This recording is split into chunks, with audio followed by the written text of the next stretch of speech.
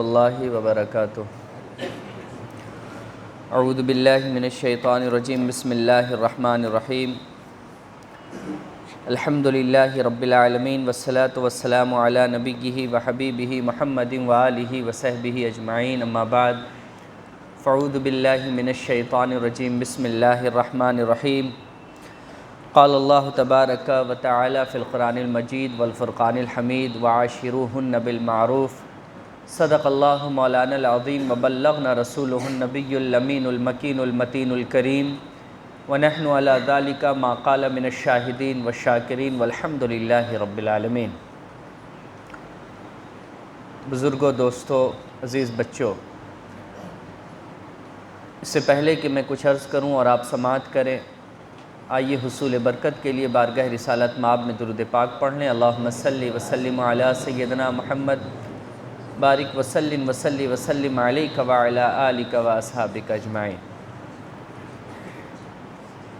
میں نے سورہ نساء کی آیت نمبر 19 کے ٹکڑے کی تلاوت کا شرف حاصل کیا ہے،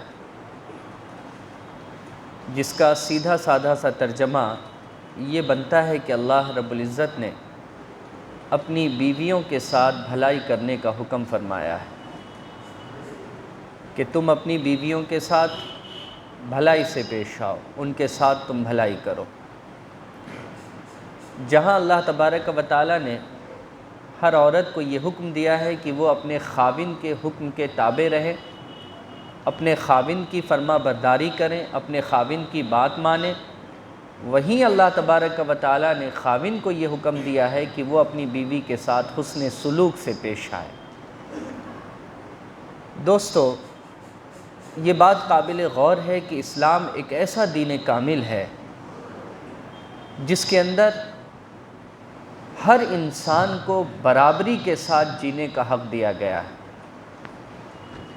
ایسا نہیں ہے کہ کسی پر اتنی زیادہ چیزوں کو اللہ رب العزت نے ڈال دیا کہ وہ انسان اس کے بوجھ تلے دب جائے، اور کسی کو بالکل اس سے فری کر دیا، ایسا نہیں ہے، بلکہ اللہ تبارک و تعالیٰ نے ہر کو اس کی کیپیسٹی کے حساب سے ذمہ داری اٹھانے کی ذمہ داری دی ہے۔ جہاں ایک عورت کے ساتھ اللہ کا یہ فرمان ہے کہ تم اپنے خاوند کے ساتھ بھلائی کرو، اپنے خاوند کے حکم کی تکمیل کرو، وہیں اللہ رب العزت نے ہر خاوند کو یہ حکم دیا کہ وعاشروہن بالمعروف، تم اپنی عورتوں کے ساتھ بھلائی سے پیش آؤ۔ بزرگوں اور دوستو، نبی کریم علیہ الصلاۃ والتسلیم نے ارشاد فرمایا ہے، خیرکم خیرکم لأہلہ،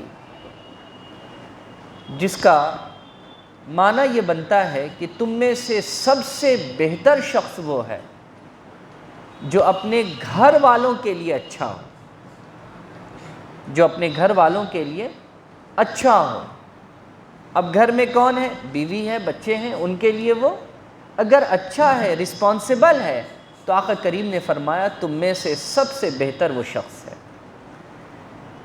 پھر ایک حدیث میں نبی کریم صلی اللہ علیہ وسلم نے ارشاد فرمایا کہ تم میں سے بہتر شخص وہ بھی ہے جو اپنے گھر والوں کے اوپر مہربان ہو۔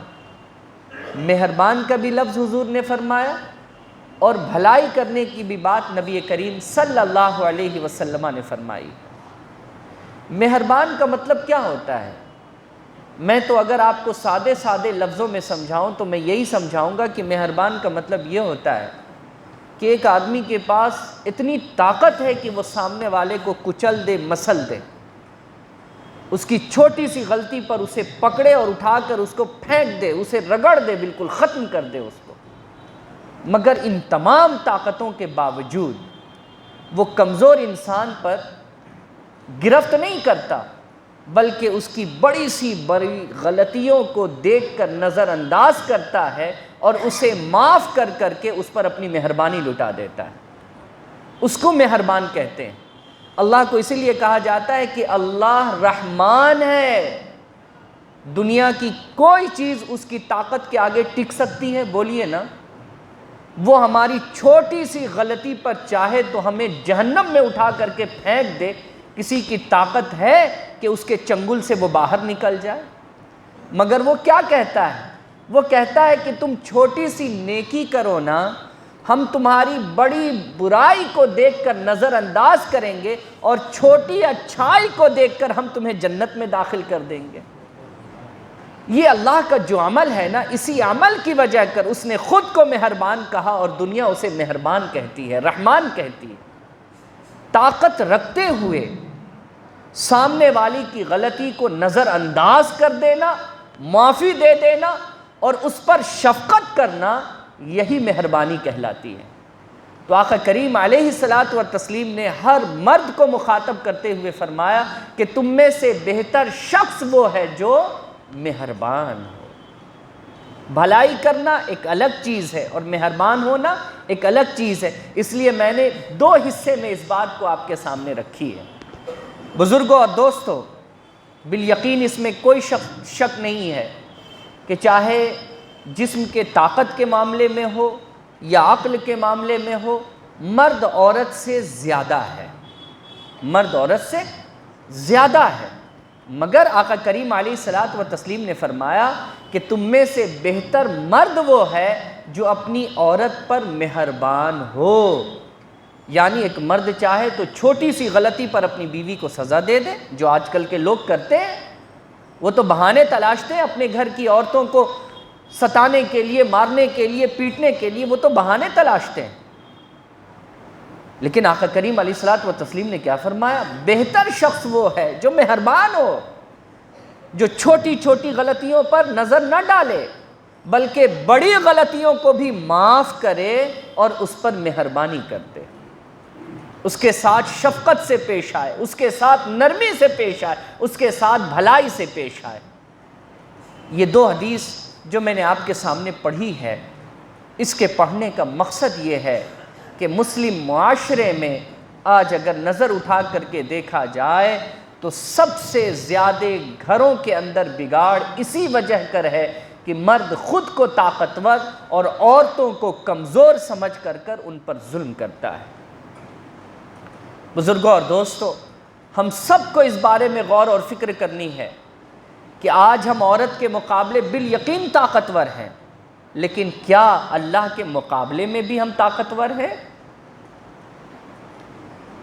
ہم عورت کو ذرا سی بات کے لیے مار سکتے ہیں، پیٹ سکتے ہیں، گالی بک سکتے ہیں، اس پر ظلم کر سکتے ہیں کیونکہ ہم اس سے زیادہ طاقتور ہیں۔ لیکن کیا کبھی آپ کو اس بات کا احساس ہوتا ہے کہ آپ کتنے کمزور ہیں صاحب، کہ ذرا سا بخار آ جائے تو آپ کے پیروں میں اتنی طاقت نہیں ہوتی کہ آپ کھڑے ہو سکیں؟ یہ طاقت کہاں چلی جاتی ہے؟ یہ کون ہے جو طاقت آپ کے اندر سے چھین لیتا ہے؟ تو آپ کہیے گا اللہ، تو احساس ہوگا کہ آپ طاقتور نہیں ہیں، آپ تو اتنے کمزور ہیں کہ ایک بخار بھی آپ کو پٹک دیتا ہے۔ اللہ کے سامنے آپ کے کھڑے ہونے کی اوقات کہاں ہے؟ بزرگوں اور دوستو، مسلم معاشرہ، گھریلو معاملات اسی وقت بہتر ہو سکتے ہیں جب ہر کوئی اپنے اپنے معاملات میں خود کو ذمہ دار مانے، تب جا کر کے ایک معاشرہ، ایک گھر بہتر ہو سکتا ہے۔ بزرگوں اور دوستو، حضرت عمر فاروق رضی اللہ تعالیٰ عنہ کا ایک واقعہ بڑا مشہور ہے کہ حضرت فاروق اعظم کی بارگاہ میں ایک شخص اپنی بیوی کی شکایت لے کر کے حاضر ہوا کہ میری بیوی جو ہے زبان دراز ہے، تھوڑی تھوڑی سی باتوں کو لے کر کے بہت لمبی بات کرنے لگ جاتی ہے، تو آپ امیر المومنین ہیں، ذرا سا بلا کر کے ڈانٹ دیں، ڈپٹ دیں، سمجھا دیں تو میرے گھر میں کم سے کم اس طریقے کا ماحول کریٹ نہ ہو۔ جب حضرت عمر فاروق رضی اللہ تعالیٰ عنہ کے گھر وہ بندہ پہنچتا ہے، دروازے پر کھڑا ہوتا ہے تو اس کے کان میں یہ صدا آتی ہے کہ حضرت عمر فاروق رضی اللہ تعالیٰ عنہ کی بیوی ان کے ساتھ تیز آواز میں بات کر رہی ہے۔ یہ بندہ کھڑا رہا، سنتا رہا، سوچتا رہا کہ میں تو شکایت لے کر کے آیا تھا اپنی بیوی کی زبان درازی کی، لیکن یہاں معاملہ تو وہی ہے جو میرے ساتھ ہے۔ وہ لوٹنے لگا، حضرت عمر فاروق رضی اللہ تعالیٰ عنہ کی نظر اس پر پڑی، آپ نے اسے روکا، کہا آنے کا مقصد کیا ہے؟ اس نے کہا حضور میں تو اپنی بیوی کی شکایت لے کر کے آیا تھا کہ وہ زبان درازی کرتی ہے میرے ساتھ، باتوں کو بڑھا چڑھا کر کے میرے سامنے رکھتی ہے، اور میں اس چیز سے عاجز ہوں۔ میں نے سوچا کہ میں آپ کے پاس چلوں تاکہ اس مسئلے کا حل ہو جائے، لیکن آپ کی بیوی تو آپ کے ساتھ خود ایسا کر رہی تھی۔ تو جانتے ہیں آپ نے کیا فرمایا؟ حضرت عمر فاروق رضی اللہ تعالیٰ نے فرمایا، تمہیں پتہ ہونا چاہیے کہ میری بیوی کے کچھ حقوق مجھ پر ہیں، میری بیوی کے کچھ حقوق مجھ پر ہیں، اور میرا حق وہ سنبھالتی ہے۔ وہ مجھے کھانا بنا کر کھلاتی ہے، وہ میرا کپڑا دھلتی ہے اور میں اس کا دھلا ہوا کپڑا پہنتا ہوں، وہ میرے بچوں کو دودھ پلاتی ہے، جبکہ یہ سب حق نہیں ہے میرا جو وہ نبھاتی ہے۔ ایک بات بتاؤ، حق نہ رکھتے ہوئے وہ میری ضروریات کو پوری کر دیتی ہے، تو کیا میرا اتنا بھی اخلاقی فریضہ نہیں ہے کہ میں اس کی باتوں کو سنوں اور نظر انداز کروں؟ ہائے، حق نہیں ہے اس کا کہ وہ کپڑے دھل دے مگر دھو دیتی ہے، حق نہیں ہے اس کا کہ میرے بچوں کی پرورش میں 100% وہی دے مگر دیتی ہے، حق نہیں ہے اس کا کہ وہ مجھے کھانا بنا کر کے کھلا دے مگر کھلاتی ہے۔ وہ بغیر حق کے جب اتنا سب کچھ کر سکتی ہے تو میں اس کی تھوڑی سی بات سن نہیں سکتا؟ میرے پیارے، میں تو اس لیے اس کی بات سنا کرتا ہوں کہ بغیر حق کے بھی وہ میرا حق ادا کر دیتی ہے۔ اب اس بندے نے دل میں یہ بات سوچی اور سوچنے کے بعد کہا، اے عمر فاروق رضی اللہ تعالیٰ، مجھے آپ کی بات سمجھ میں آ گئی، انشاءاللہ آج کے بعد بھی میں وہی کروں گا جو آپ کو کرتا ہوا میں نے دیکھا۔ بزرگوں اور دوستوں، اگر ایسا ماحول گھر کا ہو جائے تو بتائیے کس کا گھر بگڑ سکتا ہے؟ علامہ ذہبی کی کتاب میرے ہاتھ میں ہے، کتاب الکبائر۔ اس کے اندر انہوں نے بڑے گناہ کو جمع کیا ہے، قرآن اور حدیث سے لے کر کے وہ بڑے گناہ جن کا کرنا حرام ہے، انہی گناہ میں اس کو بھی انہوں نے شامل رکھا ہے، کیونکہ قرآن اور حدیث کی روح سے کسی بھی مرد کے لیے یہ جائز نہیں ہے کہ وہ اپنی بیوی کے ساتھ مار پیٹ کرے، اس پر ظلم و زیادتی کرے، اس کے ساتھ سختی سے، بہت زیادہ سختی سے پیش آئے جسے وہ برداشت نہ کر سکے۔ یہ بڑے گناہوں میں سے ایک گناہ مانا گیا ہے۔ علامہ ذہبی اپنی کتاب کے اندر اس میں ایک واقعہ نقل کرتے ہیں کہ ایک بزرگ کا ایک اسلامک دوست تھا، وہ ہر سال اپنے دوست سے ملنے کے لیے آتا تھا۔ ایک سال وہ اپنے دوست سے ملنے اس کے گھر پہنچا، جیسے ہی دروازے پر وہ پہنچتا ہے، دروازے پر اس نے دستک دی، اندر سے عورت نے آواز دی، کون؟ اس نے کہا کہ بھئی میں تمہارے شوہر کا دوست ہوں، میں اس سے ملاقات کرنے کے لیے آیا ہوں۔ وہ عورت جواب میں کہتی ہے، وہ مر رہا ہوگا جنگل میں کہیں، ہم تو دعا کرتے ہیں وہ کبھی نہ لوٹ کر کے آئے، وہیں مر جائے، وہیں گڑ جائے، وہیں کوئی جانور اس کو کھا جائے۔ بہت زیادہ اس نے کوسنا شروع کیا، یہ بندہ کھڑا ہو کر کے سنتا رہا، یہاں تک کہ وہ اسلامی بھائی جو ہے وہ چلا آیا۔ اب یہ جو دوست تھا اپنے دوست کو دیکھ کر کے دنگ ہے کہ وہ جب گھر آ رہا ہے تو اس نے گھر کے لیے جو لکڑی لائی ہے وہ شیر کی پیٹھ پر رکھ کر کے لائی، شیر کی پیٹھ پر لکڑی تھی، اور اسے لے کر کے وہ گھر پہنچا، لکڑی اتاری اور شیر سے کہا، جاؤ تمہارا کام ہو گیا۔ اب اس کے دل میں یہ خیال آیا کہ یہ بندہ شیر کو قابو میں رکھ پا رہا ہے مگر عورت اس کے قابو میں نہیں ہے، کمال کی بات ہے۔ اس کے دل میں یہ بات آئی، خیر دوست نے گھر کے اندر داخل کیا، کھانا پروسا گیا، اب وہ عورت بکی جا رہی ہے، اس کی بیوی بولی جا رہی ہے، اور یہ بندہ سن رہا ہے، کہہ رہا ہے دوست کھاؤ نا کھاؤ نا، اس کو بھی کھلا رہا ہے، بول رہا ہے، اپنے بھی کھا رہا ہے، بالکل نظر انداز کر رہا ہے وہ۔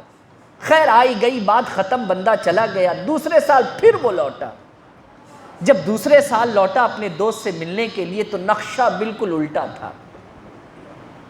دروازے پر دستک دی، اندر سے آواز آئی، کون؟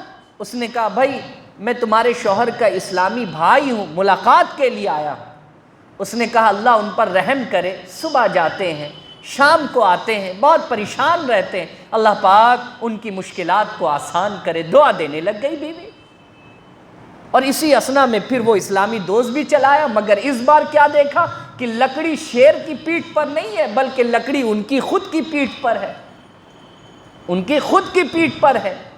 اب یہ دیکھ کر کے وہ دنگ ہو گیا کہ اب عورت قابو میں ہے تو شیر نہیں ہے، پہلے تھا عورت قابو میں نہیں تھی تو شیر قابو میں تھا، اب عورت قابو میں ہے تو شیر نہیں ہے، یہ لکڑی خود کی پیٹھ پر لا رہے ہیں۔ خیر بھائی گھر میں داخل ہوئے، کھلایا پلایا گیا، اس کے بعد کہا دوست کچھ سوالات ذہن میں ہے، اگر کہو تو رکھوں، جس کا جواب تم ایمانداری سے دے۔ تو کہا ہاں ہاں بولیے کیا بات۔ اس نے ساری بات کہہ سنائی کہ پہلی بار تو ایسا تھا، دوسری بار ایسا ہے، یہ ایسا کیوں ہوا؟ اس نے جواب دیا میرے بھائی میری جو پہلی بیوی تھی نا اس کا انتقال ہو گیا، یہ میری دوسری بیوی ہے، اس کا انتقال ہو گیا۔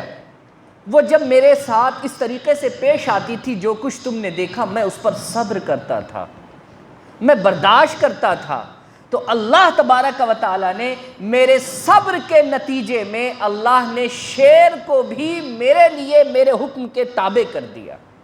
صبر پر اللہ نے میرے ساتھ مجھے یہ انعام عطا کیا کہ شیر کو میرے حکم کے تابع کر دیا اس نے۔ مگر جب سے یہ نیک بیوی آئی ہے اب کوئی ایسا مسئلہ ہی نہیں ہے کہ میں صبر کروں، تو اللہ رب العزت نے اب وہ چیز نہ دے کر کے مجھے نیک بیوی ہی عطا کر دی ہے۔ اللہ اکبر کبیرہ۔ اسے لکھنے کے بعد علامہ ذہبی ایک لائن میں ایک بات لکھتے ہیں کہ اگر کوئی مرد بالیقین اپنی عورتوں کی زبان سے پریشان ہے، اور قریباً اکثر و بیشتر 100 میں 90 عورت ایسی ہوتی ہیں جن کی زبان اتنی تیز ہوتی ہے کہ مرد پریشان ہو جاتے ہیں، اگر واقعی پریشان ہے اور پریشانی کے عالم میں وہ صبر کر رہا ہے، تو خدا کی عزت کی قسم اللہ رب العزت دنیا کی بہت ساری چیزوں کو اس کے حکم کے تابع کر دیا کرتا ہے، حکم کے تابع کر دیا کرتا ہے۔ اور بزرگوں نے تو یہاں تک لکھا ہے جو اپنی عورتوں کے معاملے میں صبر کرتا ہے اللہ رب العزت جنت کی حوروں کو ان کے حکم کے تابع فرما دے گا۔ مطلب یہ کہ جنت کی بشارت ہے اس شوہر کے لیے جو اپنی عورت کی باتوں پر زیادہ توجہ نہ دے کر کے برداشت کرتا ہے، صبر و تحمل سے کام لیتا ہے۔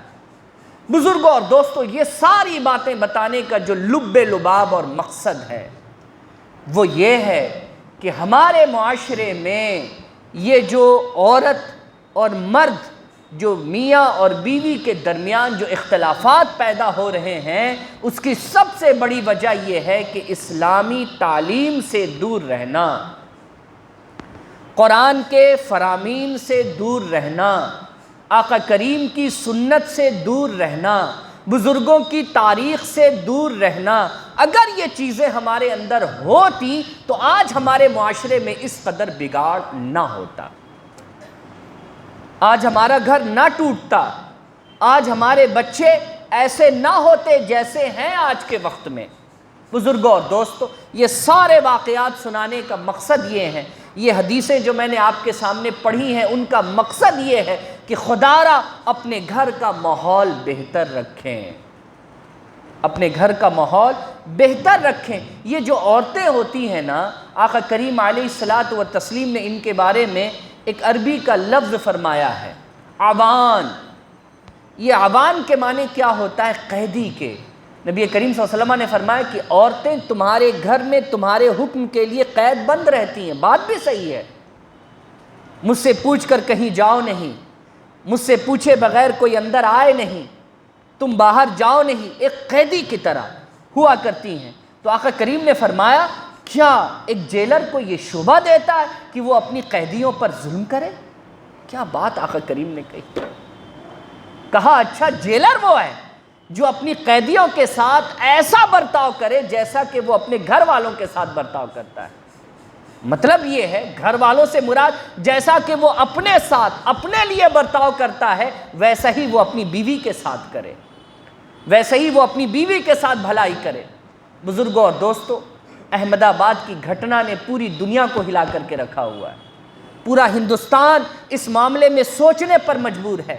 بدقسمتی سے وہ خاتون مسلمان ہے، یہ اور بھی زیادہ بدقسمتی کی بات ہے، جس کا نام عائشہ عرفان ایسے ہی کر کے کچھ ہے۔ اس بچی کا کیا قصور تھا؟ واقعی ویڈیو دیکھنے کے بعد آنکھ میں آنسو آ گیا. اس نے جو باتیں کہی ہے قابل غور بات ہے.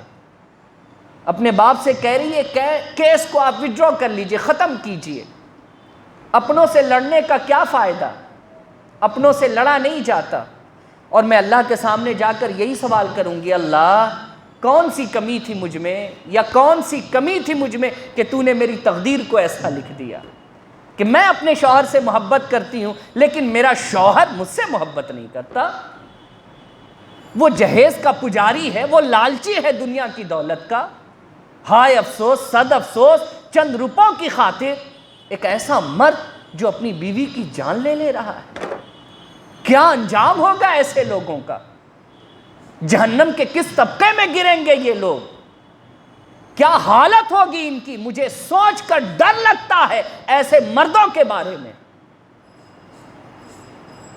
جو ایک باپ کے ساتھ ظلم کرتے ہیں کہ میں تمہاری بیٹی کو اس شرط پر رکھوں گا کہ مجھے اتنا دو وگرنہ اپنی بیٹی کو لے جاؤ. کبھی افسوس تو کرو, کبھی سوچو اس بارے میں کہ تمہاری بھی بہن ہوگی, اور اللہ کرے ایسے لوگوں کو اللہ بیٹیاں عطا کرے. جب بیٹی کا درد اس کے سینے پر آئے گا نا تو اسے احساس ہوگا کہ بیٹی کا درد کیا ہوتا ہے. ایسے لوگ تو بے پرواہ قسم کے ہوتے ہیں. ایسے لوگ وہ ہوتے ہیں جن کا شمار نہ کافروں میں کیا جا سکتا ہے نہ منافقوں میں کیا جا سکتا ہے. میں تو کہتا ہوں ایسا مزاج رکھنے والے لوگ ایک الگ مذہب کے ماننے والے لوگ ہیں, یہ مذہب اسلام کے ماننے والے تو ہو ہی نہیں سکتے. صاحب 100 میں سے 99 آدمی آج کے وقت میں جہیز کا پجاری ہے. لڑکا ہے تو بغیر جہیز لیے شادی نہ کریں گے, لڑکے کا باپ ہے تو بغیر جہیز لیے شادی میں کیوں کروں, میں نے اپنی بیٹی میں دیا ہے تو بیٹے میں کیوں نہ لوں. اس طریقے کے جوابات لوگ لے کر کے گھومتے ہیں. شرم نہیں آتی ہے؟ تمہیں اپنے بازو پر بھروسہ نہیں ہے کہ تم عورتوں پر بھروسہ کیے پھر رہے ہو. اور سب سے زیادہ افسوسناک بات, تمہیں اپنے بازو پر بھروسہ ہو یا نہ ہو, کیا تمہیں اپنے اللہ پر بھی بھروسہ نہیں ہے؟ تم نے اس سے بھی بھروسہ اٹھا لیا. اگر اٹھا لیا ہے تو پھر تمہارا یہ عمل تمہارے لیے جائز ہے. کرو اس عمل کو, اور اس عمل کے کرنے کے بعد بھگتنے کے لیے بھی تیار ہو جاؤ کہ تمہاری دنیا بھی بری ہوگی اور انشاءاللہ تمہاری آخرت بھی بری ہونے والی ہے. کیونکہ ایسے لوگوں کا گزارا نہیں ہے نہ دنیا میں نہ آخرت میں. ایسے لوگ تباہی کا منہ ہر حال میں دیکھیں گے. کچھ لوگ یہ کہہ رہے ہیں اسے خودکشی نہیں کرنا چاہیے تھا. کچھ لوگ یہ کہہ رہے ہیں اس نے بہت غلط کیا. ارے بھائی کمال کی بات ہے, بہت غلط کیا, اس نے خودکشی نہیں کرنا چاہیے تھا. بالکل صحیح بات ہے, نہیں کرنا چاہیے تھا. لیکن ایسا مزاج, ایسا ذہن اس کا بنایا کس نے؟ وہ ایسی ہو کیوں گئی؟ کون چاہتا ہے اس دنیا میں جینا نہیں؟ آپ میں سے کون ہے جو نہیں چاہتا ہے اس دنیا میں جینا؟ ہر کوئی چاہتا ہے اس دنیا میں جینا, لیکن جب اس کی زندگی کو دوبار بنایا جاتا ہے تو ایک انسان مرنے کے بارے میں سوچتا ہے. ہر شوہر ہوش کے ناخن کو پکڑے, خدا کی عزت کی قسم. نبی کریم صلی اللہ علیہ وسلم, سنو میری بات بہت غور سے سنو. تم مرتے ہوگے تو اپنے بچوں کے لیے وصیت کرتے ہو کہ فلانا بیٹے کو فلانے جگہ کا مکان دینا, فلانے کو فلانے جگہ کا مکان دینا. تم مرتے ہو تو یہ وصیت کرتے ہو. مگر آقا کریم علیہ الصلوۃ والتسلیم نے فرمائی تھی کہ میری وصیت یہ ہے کہ عورتوں کے معاملے میں انصاف کرنا, وگرنہ اللہ کی عدالت میں میں ایسے مرد کو جہنم میں بھیجواؤں گا جنہوں نے عورتوں کے معاملے میں انصاف نہیں کیا ہے. یہ بات ہمارے پیغمبر نے کہا ہے. یہ کیسے لوگ ہیں جو پیغمبر کو ماننے کا دعویٰ کرتے ہیں مگر پیغمبر کے باتوں پر ذرہ برابر بھی ہوش نہیں ڈالتے؟ بزرگوں اور دوستوں, اللہ تبارک و تعالی ہم سب کو صحیح سوچ, صحیح سمجھ عطا فرمائے. تم نے اگر اپنی بیویوں کے ایک اخلاق کو پکڑ کر انہیں ساری زندگی نبھا دیا تو آقا کریم نے فرمایا کہ تمہیں اس بات کی بشارت دیتا ہوں کہ تم اپنی بیوی کے ایک اخلاق کو پکڑ کر ساری زندگی نبھا دو, اللہ تمہاری کسی ایک نیکی کو پکڑ کر تمہیں آخرت کے دن نبھا دے گا. ایسا مزاج بنانا چاہیے. جہیز کو ختم کیجئے. یہ ایک ایسی لعنت ہے کہ جس گھر میں جاتی ہے اس گھر میں نحوست اور گناہوں کا انبار لے کر کے جاتی ہے. اس گھر سے برکت ختم، اس گھر سے رحمت ختم، اس گھر میں اللہ کے فرشتوں کا آنا ختم۔ بتاؤ تمہارا گھر ہو یا قبرستان، تم کیا چاہتے ہو؟ اگر چاہتے ہو کہ تمہارا گھر واقعی وہ گھر ہو جہاں اللہ کی نگاہ ہو، جہاں اللہ کے فرشتوں کا نزول ہو، جہاں اللہ کی رحمتوں کا نزول ہو، تو ایسے گھر میں جہیز جیسی لعنت کو مت آنے دو، خدا را مت آنے دو۔ اپنے باہ بازو پر بھروسہ کرو اور اس اللہ پر بھروسہ کرو جو تمہیں رزق دیتا ہے۔ اللہ تبارک و تعالی ہم سب کو نیک عمل کرنے کی توفیق و رفیق عطا فرمائے، اور اللہ رب العزت ہم لوگوں کو اس بڑے گناہ سے بچنے کی توفیق عطا فرمائے۔ وعاشروہن بالمعروف، اپنی عورتوں کے ساتھ بھلائی سے پیش آؤ۔ نبی کریم صلی اللہ علیہ وسلم کی ایک آخری حدیث کا مفہوم آپ کے سامنے پڑھ کر بات ختم کرتا ہوں۔ حضور نے فرمایا عورتوں کے معاملے میں انصاف کرنا، اور یاد رکھنا کہ عورت کو بھی اللہ نے حق دیا ہے مرد کے لیے، اور مرد کو بھی اللہ نے حق دیا ہے عورتوں کے لیے، اور عورت کا حق یہ ہے ہر مرد پر، عورت کا حق یہ ہے ہر مرد پر کہ وہ اپنی عورت کے لیے بہتر لباس اور بہتر کھانے کا انتظام کرے، بہتر لباس اور بہتر کھانے کا انتظام کرے۔ یہ حق ہے عورت کا، جو نہیں دے گا اللہ کے ہاں وہ پکڑا جائے گا۔ نفقہ اور سکنا یہ دو وہ چیز ہے جو ہر مرد کو اپنی بیوی کو دینا ہے۔ صلاحیت رکھتے ہو تو کرو، نہیں رکھتے ہو تو پھر گھوما کرو ایسے ہی، تم خصی بن جاؤ، تمہیں کوئی ضرورت نہیں ہے شادی اور بیاہ کرنے کی۔ پھر آقا کریم نے فرمایا اور مردوں کا حق عورتوں پر کیا ہے؟ مردوں کا حق عورتوں پر یہ ہے کہ وہ اپنے بیوی کے ساتھ بہتری سے پیش آئے، اور بیوی اپنے شوہر کے ساتھ یہ بہتری کرے کہ اس کے غائبانے میں اس کے بستر کو نیلام نہ ہونے دے، اور جسے شوہر ناپسند کرتا ہے وہ اسے گھر میں داخل نہ ہونے دے۔ بات ایک دم سادہ سی ہو گئی، یعنی اپنی آبرو کی حفاظت کرے اور اپنی آبرو فقط اپنے شوہر کے لیے رکھے۔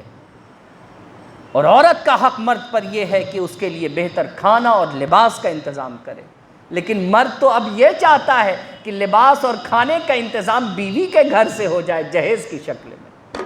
یہ ہے حالت۔ اللہ رب العزت ہم سب کو صحیح سوچ اور صحیح سمجھ عطا فرمائے۔ آمین بجاہ سید المرسلین، وآخر دعوانا الحمدللہ رب العالمین۔